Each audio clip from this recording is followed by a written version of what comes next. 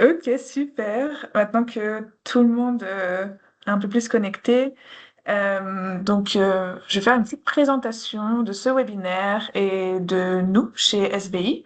Donc, moi, je suis Mélissa, je suis conseillère marketing chez SBI et si vous êtes là, c'est que avec Kenza, notre expert IA, on va vous parler plus en détail d'un projet IA que Kenza a mené ces derniers mois chez SBI. Donc ce projet est très spécial car, un, c'est un retour d'expérience basé sur un cas réel d'un de nos clients.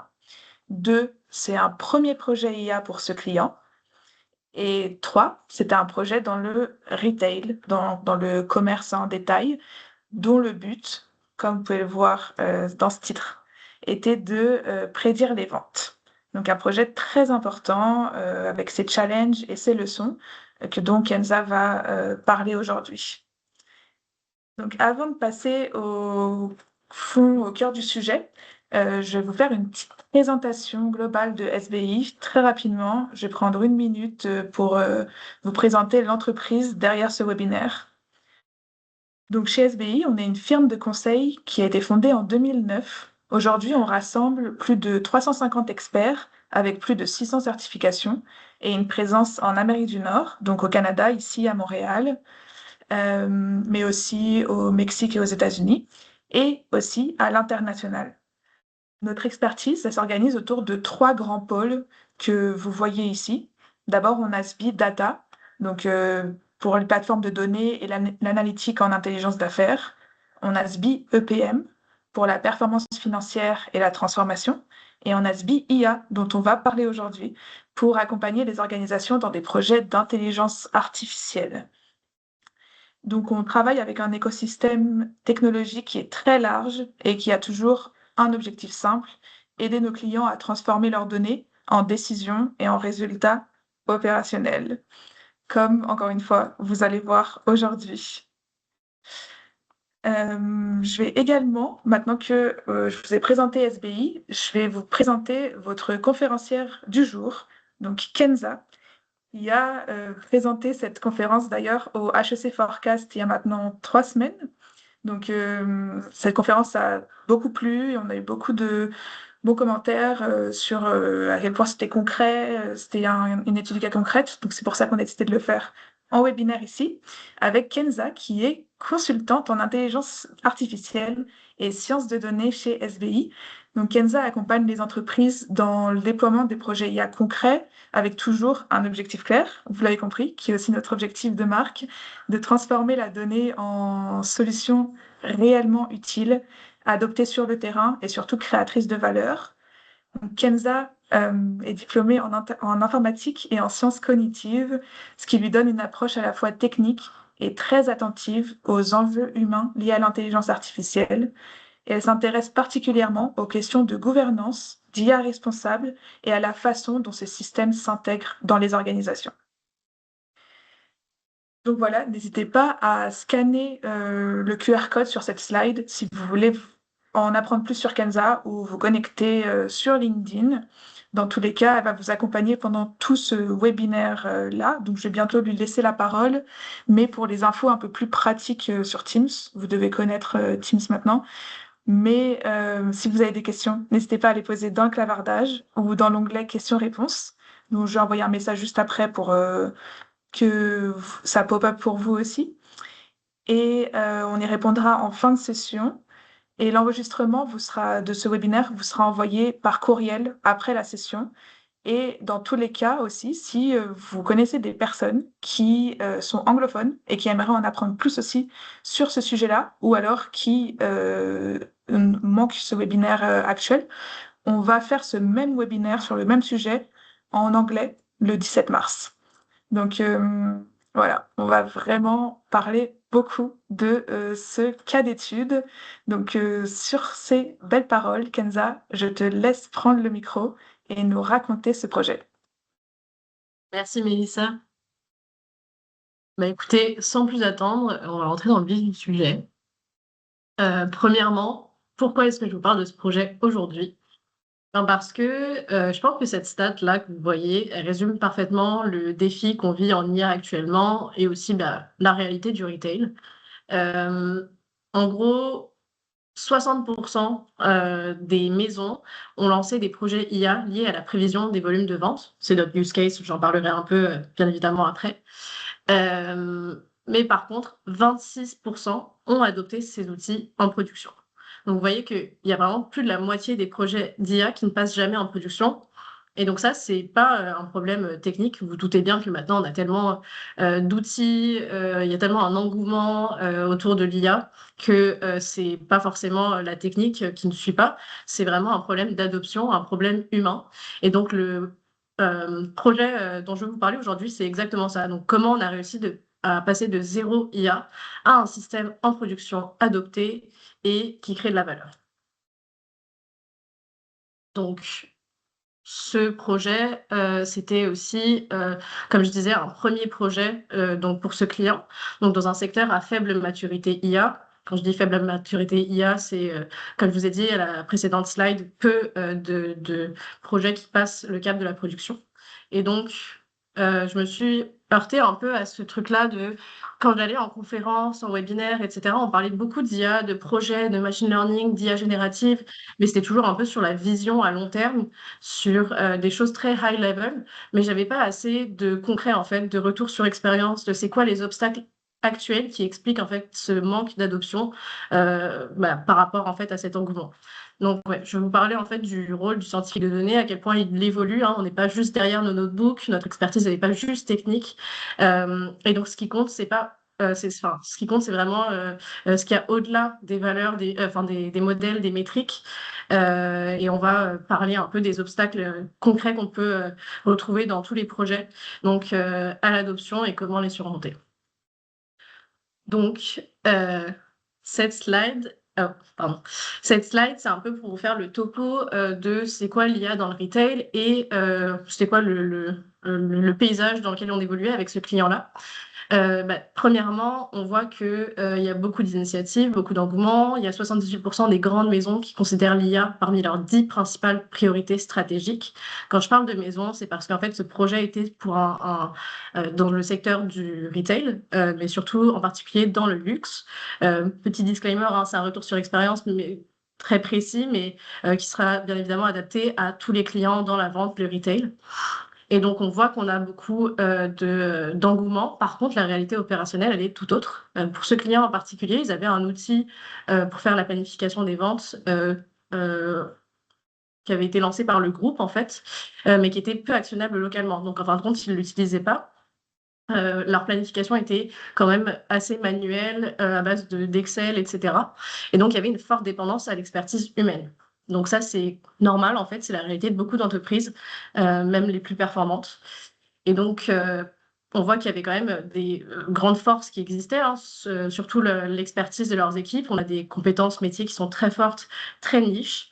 Par contre, on a aussi des opportunités d'évolution dans le sens où, comme je disais, on travaille dans un secteur du coup qui a peu de maturité IA, donc peu d'intégration dans les processus donc de l'IA et aussi des données fragmentées qui n'aident pas en fait à accéder facilement à ce genre d'initiative.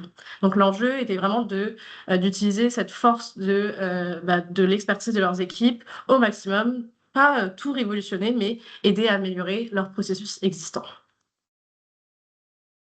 Et donc, si vous avez une seule slide à retenir de toute cette présentation, je sais qu'elle est très complexe, vous pouvez prendre un screenshot, etc., c'est que la confiance est beaucoup plus importante que le code quand on parle d'adoption d'une initiative en IA. Donc maintenant, on va parler plus concrètement de c'était quoi le projet, en fait. C'était la planification des ventes. Donc, comme je vous disais, c'est un enjeu crucial. C'est en gros combien de produits commander pour chaque boutique, chaque canal pour les X prochains mois. Donc, notre client ici n'avait pas de production locale en Amérique du Nord. C'est la réalité pour beaucoup de maisons. Donc, il fallait passer des commandes, il me semble, 3 à 5 mois en avance des points de production au point de vente. Et donc, il y avait peu de marge à l'erreur parce qu'on avait donc deux problématiques. Donc, soit il y avait la sous-commande, si jamais on faisait des erreurs, ça peut nous donner donc, des ruptures de stock, beaucoup de ventes perdues. Une autre problématique, c'est de surcommander aussi, parce qu'à ce moment-là, on a beaucoup de produits qui sont invendus, beaucoup de capital immobilisé, des démarques forcées. Je dis pas forcément que dans le luxe, les démarques, il y en a beaucoup, mais c'est aussi une problématique parce que chaque produit, ça peut s'élever à des centaines de dollars, donc l'erreur coûte très très cher. Et donc leur processus avant notre projet, c'était un processus assez complexe, assez manuel. Donc, comme je disais, ils avaient à peu près 15 Excel à rafraîchir mensuellement, un énorme volume de données quand même, hein, à peu près 600 000 combinaisons historiques de produits, points de vente. Et ils estimaient leur temps chaque début de mois, donc c'est à peu près 2-3 jours, donc 20% du temps mensuel de deux prévisionnistes de vente seniors. Et donc, le processus allait de même, donc l'extraction des données, la consolidation dans ces fichiers Excel qui étaient un peu dispersés, des calculs qui étaient chronophages et donc de l'ajustement par ces prévisionnistes de vente basés sur leur expertise. Et là, en fait, on a un projet, j'ai envie de dire, un peu idéal pour démontrer la valeur de l'IA. Pourquoi? Parce que on a un processus manuel chronophage, donc l'automatiser, on voit déjà la valeur juste dans purement l'automatisation. 2-3 jours par mois qui sont consacrés seulement à la consolidation, c'est quand même énorme. Et donc aussi sujet à l'erreur humaine, mais aussi par sujet aux erreurs de rafraîchissement de données, etc. Beaucoup de dépendance aux experts. Donc, les logiques métiers étaient cachées dans des feuilles Excel. Ça peut prendre beaucoup de temps de réentraîner quelqu'un. Aussi, s'ils sont pas dispo, ces prévisionnistes, ça peut avoir des réelles conséquences. Et troisièmement, un manque de granularité. Donc, eux, quand ils faisaient leur prévision, c'est que beaucoup de temps était passé à la prévision aussi des quantités en termes de points de vente précis. Ça, c'est quelque chose qu'ils n'arrivaient pas forcément encore à faire. Et donc, ils avaient une granularité en termes de chaînes, les grosses marques de boutiques, quoi. Et donc, après, un ajustement assez chronophage s'ils le voulaient. Et donc, maintenant, on passe à la solution IA proposée. Donc, nous, pour remplacer ce processus très chronophage, très manuel, on a proposé un modèle de machine learning. Donc, premièrement, qu'est-ce qu'on essaye de prédire? Là, on essaye de prédire la demande mensuelle des produits par boutique. Donc, à la granularité du point de vente, on veut juste essayer une quantité, combien de produits, enfin, combien d'unités une boutique va commander d'un produit, en sachant qu'ils ont quand même un catalogue assez grand. Ils avaient à peu près 2000 produits. Les données auxquelles on a accès, je vous parlais de système legacy, c'est-à-dire qu'on avait quand même des tables qui étaient pas forcément faciles à consolider, mais en gros, on avait le sell-in, le sell-out. Ça, c'est quoi? Le sell-in, c'est les commandes des boutiques, donc c'est ce que la maison vend au point de vente, donc c'est du B2B. Le sell-out, c'est le B2C, donc ce que le point de vente va vendre au consommateur final. On avait des données de stock aussi, les stocks de la maison, mais aussi des points de vente, les informations bien évidemment sur les produits, leur statut, donc s'ils sont disponibles ou indisponibles, les catégories de produits, des dates clés, des campagnes promotionnelles, bref, tout plein de choses qui peuvent nous aider à enrichir notre modèle. Le processus automatisé qu'on a mis en place, c'était donc une pipeline avec de l'extraction donc de toutes ces tables-là. Transformation, quand je dis transformation, c'est qu'on va consolider en fait toutes ces tables-là, appliquer les règles business si besoin. Ensuite, on réentraîne le modèle chaque mois. Dans ce cas-là, c'était plusieurs modèles, mais bref, on réentraîne les modèles et on publie les prévisions pour 15 mois et on les rend donc disponibles aux prévisionnistes de vente. Et donc euh, le modèle, c'était quand même un peu un enjeu parce que pour ceux qui ont fait peut-être un peu d'IA, donc en machine learning, il y avait un petit défi quand même au niveau des valeurs nulles. Donc, dans la prévision de la demande. Pourquoi? Parce que donc, ce qu'on appelle notre cible, c'est la demande mensuelle, ce qu'on essaye de prédire. Et vous vous doutez bien que chaque boutique ne va pas refaire son stock en entier chaque mois. Donc, il y a beaucoup de combinaisons produits clients historiques qui ne vont pas avoir de demande pour certains mois. Donc, beaucoup de zéros en fin de compte quand on regarde les données historiques. Et donc ça peut créer un biais de régression. Donc, c'est tout simplement le fait que si on entraîne un modèle machine learning de régression standard sur ces données-là directement, il tendrait à sous-estimer la demande réelle au vu de toutes ces valeurs nulles. Et donc, pour contourner cette problématique-là, on a utilisé un modèle en 2 étapes. Donc, pour ceux qui s'y connaissent, on a utilisé la librairie XGBoost. Donc, dans un premier temps, une classification. Classification, c'est juste un modèle qui permet de te dire, OK, est-ce que il va y avoir une demande nulle ou non nulle pour cette combinaison de produits clients pour ce mois-ci.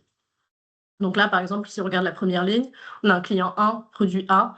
La classification, l'output, c'est 1, donc il va y avoir une commande.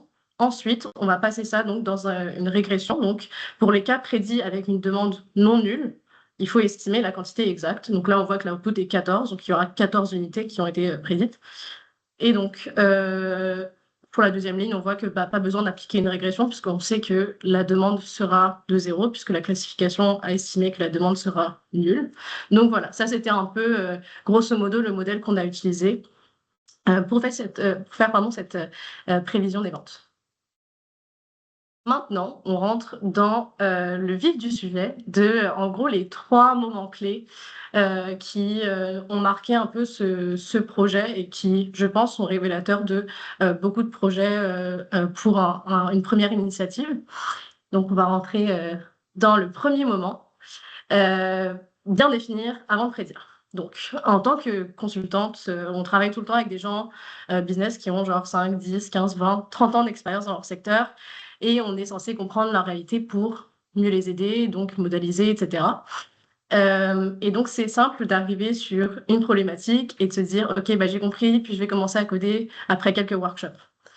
Bah là, typiquement, un problème qu'on a eu, enfin un problème qu'on a eu, c'est juste quelque chose qui peut arriver, c'est que notre objectif initial, c'était de prédire la demande mensuelle des produits par boutique.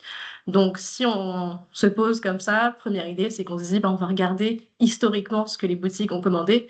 Puis, en gros, ça va être ça de notre modèle, on va entraîner notre XGBoost là-dessus. Par contre, c'était pas si évident parce que fur et à mesure des workshops, on se voit que les prévisionnistes de vente nous parlent de demande réelle. Donc, on s'est posé, puis on a essayé de comprendre ce que voulait dire une demande réelle. Donc, je vais essayer de vous expliquer là. Donc, regardez ce cas concret. En gros, imaginez qu'on a une boutique et un produit sur un mois. Nous, on veut faire la demande mensuelle, mais bien évidemment, les boutiques passent plusieurs commandes par mois. Donc, imaginez que la première semaine, elle va commander peut-être 100 unités de ce produit, mais qu'on va leur livrer seulement 70 unités. Comme je vous ai dit, il y a des problèmes de rupture de stock, etc. Donc, ça peut arriver. Et donc, la deuxième semaine, cette même boutique va vouloir combler cette quantité-là qui n'a pas été livrée et donc va commander 30 unités pour arriver à son 100 de base. Et donc là, encore une fois, on va peut-être leur livrer 10. Troisième semaine, encore une fois, ils essayent de commander, de pallier en fait à ces livraisons partielles. Ils vont commander 20. Peut-être qu'on ne va même pas les livrer en fin de compte. Et donc là, si on se pose et qu'on regarde juste les données, on va se dire, OK, c'est 150 unités. Techniquement, historiquement, c'est ça les commandes qu'ils ont passées. Mais quand on regarde de plus près, la vraie demande pour ce mois, c'était peut-être juste 100 unités et qu'ils ont dû en fait juste passer des commandes résiduelles pour combler aux livraisons partielles. Et donc ça, c'était notre premier cas où on s'est dit, waouh, genre, il y a vraiment besoin qu'on se pose et qu'on définisse les choses parce que bien évidemment, la demande réelle, c'était plus 100 unités parce que les commandes donc, tendent à surcommander ou passer des commandes résiduelles. Et donc, ça, c'était un peu, je pense, c'était le premier piège, je pense, pour beaucoup de data scientists. Si on commence à mettre la tête dans les données, puis commencer à coder et faire des premiers tests, on voit qu'on aurait peut-être avancé vers la mauvaise direction. Alors que, on serait arrivé à, comme j'ai dit, la première définition, là, la demande mensuelle, c'est un modèle qui aurait peut-être prédit en fin de compte des ruptures, qui aurait eu une vision partielle en fait de ce qui se passe.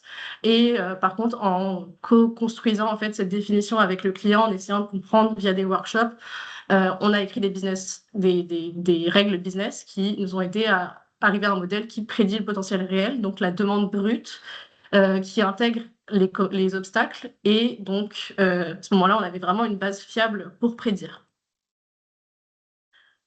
Et donc, c'était vraiment ça, en fait, le premier moment, je pense, c'est la leçon numéro 1, c'est qu'il faut s'assurer de bonnes fondations. Pourquoi? Parce que cet alignement, il est durable si on prend la peine de le faire en début de projet, de définir ensemble ce qu'on prédit, pourquoi et comment on mesure le succès. Deuxièmement aussi, enfin, c'est important de cartographier la réalité métier. Comme je vous ai dit, là, cette règle business, on a dû le co-créer avec le client parce que bien évidemment, en fait, on essaye de traduire une expertise métier qui est en fait dans la tête de ces prévisionnistes. C'est une vraie, c'est leurs intuitions, leur expertise. Et nous, on se doit en fait de la traduire en règles réutilisables. Et puis, troisièmement, ça nous permet d'avoir un langage commun. On a standardisé en fait toutes ces définitions pour éviter tout malentendu. Et c'est tout bête, mais genre même la définition même de ce qu'on essayait de prédire était sujet du coup à des back and forth. Donc c'était quand même assez intéressant, mais toujours dans cet esprit de rester dans le but, c'est d'améliorer, enfin de s'assurer la confiance plus que de commencer à coder quoi.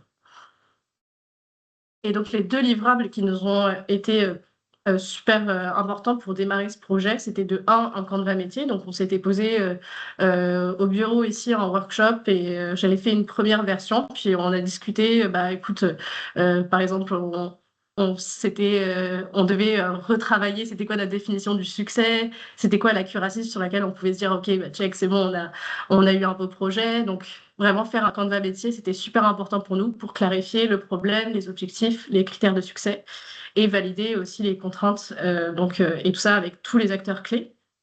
Donc le sponsor du projet, les gens plus business, donc ces prévisionnistes-là, mais aussi nous. Et deuxièmement, ça c'était la première fois que je voyais ça dans un projet, mais on a fait un glossaire. Donc c'est aussi leurs équipes qui ont été superbes, mais elles nous ont aidé à comprendre les termes que eux utilisaient quotidiennement. Donc tout bête, mais voilà la demande réelle. Donc chaque terme a été défini de manière unique. Puis ensuite, on s'est assuré que ça a été validé par toutes les parties prenantes. Donc quand on discutait, on s'assurait qu'on avait les mêmes définitions. Donc c'était vraiment intéressant. Maintenant, deuxième moment, la grande leçon, donc, c'était de prouver la valeur métier à travers le code. Donc ça, c'est quand tu commences déjà à... t'as passé ton exploration de données, tu es plus dans vraiment la modélisation et tu commences à avoir des premiers résultats et c'est le moment de communiquer avec le client sur ces résultats. Et donc là, c'est un peu dramatisé, bien évidemment, pour la présentation, mais nos attentes, nous, quand on a dit bah, on a un modèle de 86%, c'était que ce soit tout le monde soit content, tout le monde se mette à sauter, etc. En fin de compte, on peut se heurter aussi à une autre réaction qui est c'est pas assez, 95%, en fait, c'était ça notre but. Et quand tu me dis 86%, ça n'a pas beaucoup de valeur pour moi. Bien évidemment, c'est très dramatisé pour l'histoire, mais c'est quelque chose, je pense, qui est assez valable pour tous les projets. Quand on commence à communiquer sur les résultats, nous, on parle un langage technique, puis on peut se heurter aussi à un manque de compréhension. Donc, l'important, c'est de prouver la valeur métier à travers le code. Et en gros, déjà, il faut comprendre pourquoi il y a une telle différence de perception, pourquoi on peut se heurter à ce genre de situation. Premièrement, la performance du processus de base n'avait pas été mesurée. Donc, si tu arrives avec un 86% d'accuracy pour ton modèle, c'est déjà super, mais imagine la baseline était à 90%, c'est pas vraiment un succès en fin de compte. Donc, on a besoin de comparer un modèle, non pas à un idéal fantasmé ou quoi que ce soit, mais à une vraie baseline. Deuxièmement, on voit qu'on peut aussi avoir le moment où on utilise un langage divergent, parler d'accuracy, de RMSE, de MAE, etc. C'est très parlant, mais si tu ne l'expliques pas, il n'y a pas beaucoup de valeur en fait métier.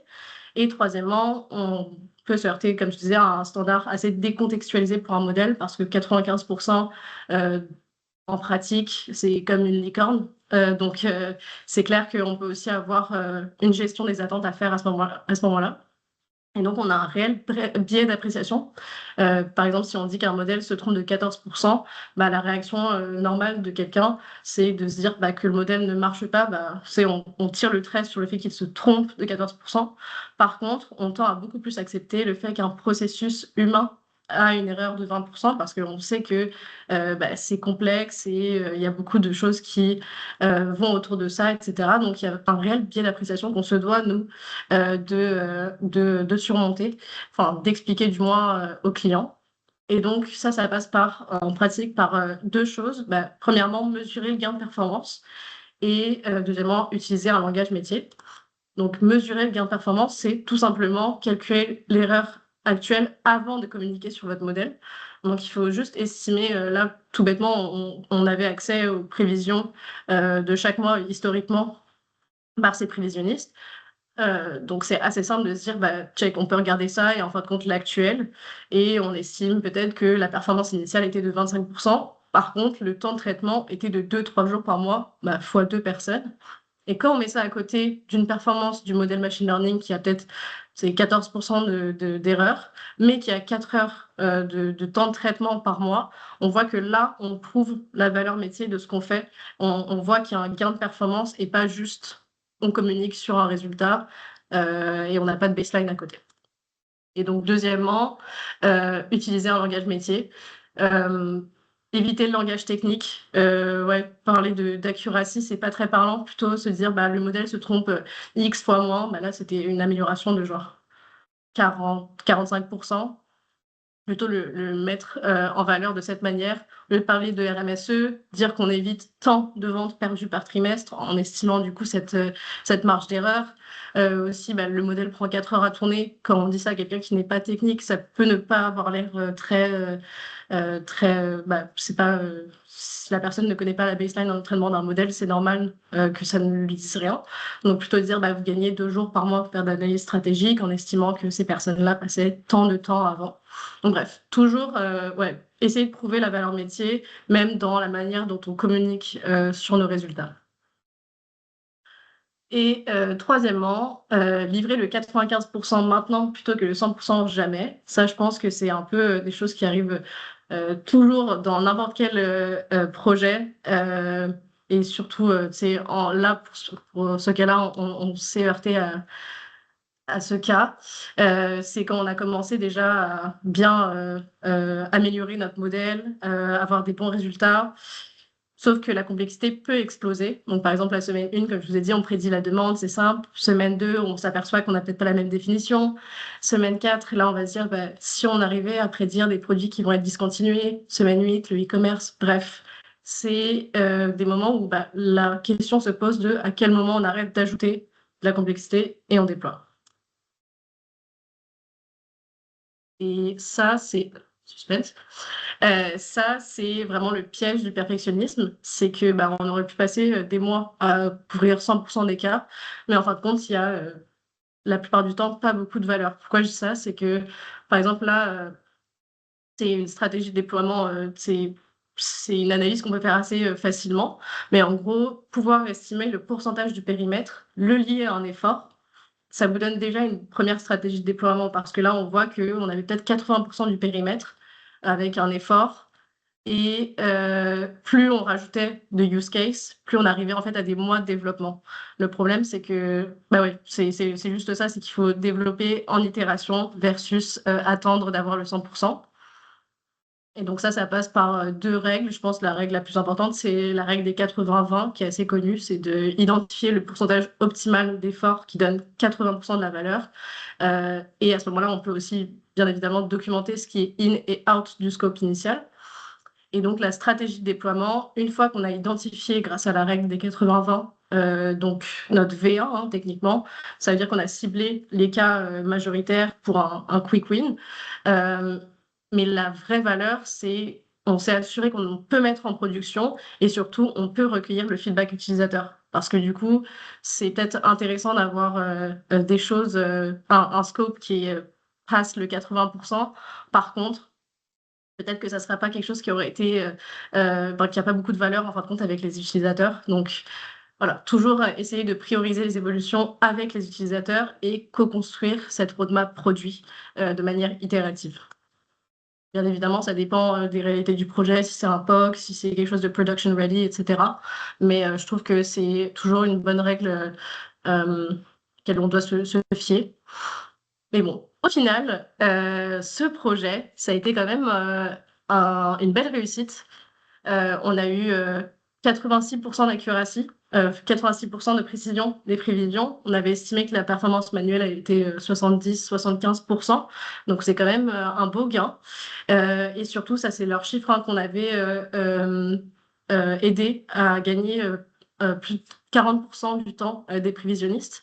Donc, on est passé de 15 Excel à une table de calcul qui arrive chaque mois. Bien évidemment, ils ont leurs ajustements à faire, hein. On n'est pas, on ne pourra jamais remplacer leur expertise, mais ça leur fait sauver énormément de temps.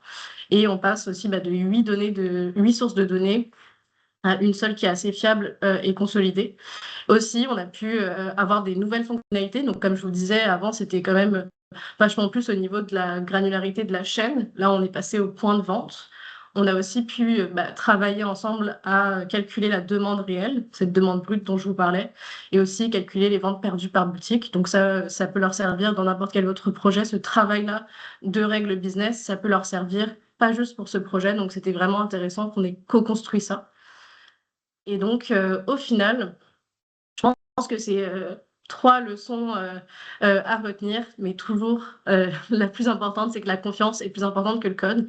Euh, Premièrement, c'était donc de traduire avant de coder. On n'est pas juste dev, on est vraiment un pont entre le métier et la technique. Si on ne comprend pas le problème métier, on aura juste codé vite, mais peut-être dans la mauvaise direction. Deuxièmement, il faut montrer la valeur, pas la technique, parce que personne se lève un matin en se disant j'ai hâte d'utiliser un modèle avec une RMSE de 8.3. Par contre, là, je vais gagner 2 jours par mois. On commence à parler. Donc, il faut mesurer la baseline, traduire la business, puis comparer l'existant. Et troisièmement, c'est important de livrer le 95% maintenant plutôt que le 100% jamais. Donc, livrer maintenant, itérer après, parce que le perfectionnisme tue beaucoup de projets, comme on l'a vu avec la première stat. Et donc, un système imparfait en production vaut mieux qu'un système parfait qui n'existera jamais. Et je pense que ça conclut bien ce que je voulais vous dire aujourd'hui, mais un petit euh, dernier point, je pense, sur mes confrères scientifiques de données. Je pense que c'est un projet qui m'a aussi appris à quel point on fait le pont entre l'expertise métier et l'expertise technique parce qu'on voit qu'on est tellement aidé maintenant à coder. Puis je pense qu'on est aussi aidé par le fait que beaucoup de gens ont un engouement pour l'IA et plus de connaissances. Mais par contre, c'est pour ça que notre expertise, elle est d'autant plus importante en tant que le vrai pont entre ces deux choses, entre l'expertise métier et l'expertise technique. Donc voilà, en tout cas, j'espère que ça vous a plu. J'espère que vous avez des petites questions à me poser. Si jamais c'est quelque chose aussi un projet sur lequel on a fait un white paper, un- qui rentre un peu plus dans le détail de c'était quoi vraiment le cas d'usage, les obstacles techniques. Donc si jamais vous avez des questions plus techniques, je pense que ça risque de vous plaire. Donc il est juste là, il y a le QR code là, et puis aussi on peut en discuter maintenant. Il nous reste un peu de temps. Merci beaucoup, Kenza. Merci. Alors, on va passer maintenant à une courte session de questions-réponses. Alors, on a une question dans le clavardage qui est, est-ce que le projet visait des produits corps, des produits saisonniers ou les deux? Alors, c'était techniquement les deux. Par contre, on avait des produits qui étaient pour eux des top SKU, des top produits. Et donc, on faisait la prévision que sur ces top produits. Donc, il y en avait beaucoup qui étaient saisonniers, oui. On avait aussi On a dû faire comment j'expliquerais ça? On avait une règle business sur l'exclusion de certains produits, mais c'était pas vraiment sur le fait qu'ils soient saisonniers, c'était sur le fait qu'ils soient nouveaux. Donc ouais, c'est comme ça qu'on a fait notre sélection de produits, mais en gros, ouais, c'était les deux. Ok, ok, très clair. N'hésitez pas si vous avez d'autres questions à les poser dans le clavardage dans les quelques minutes qui nous restent. Je vois qu'il y a une deuxième Mais question. ouais, on a une deuxième question juste ici. Donc, est-ce que vous aviez un human in the loop à la fin qui approuvait ou non, ou qui approuvait ou non les recommandations du modèle, ou est-ce que le tout générait les commandes?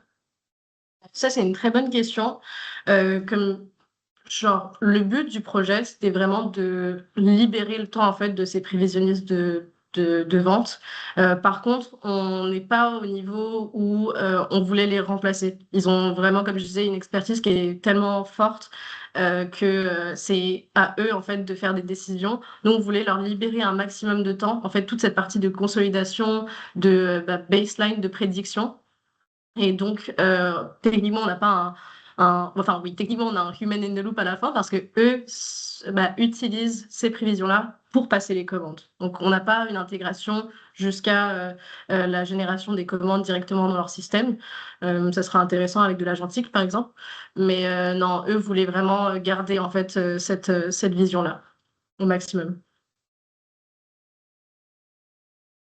Ok, d'autres questions arrivent. On va en prendre juste quelques-unes. Comment se passait la collaboration avec les équipes métiers?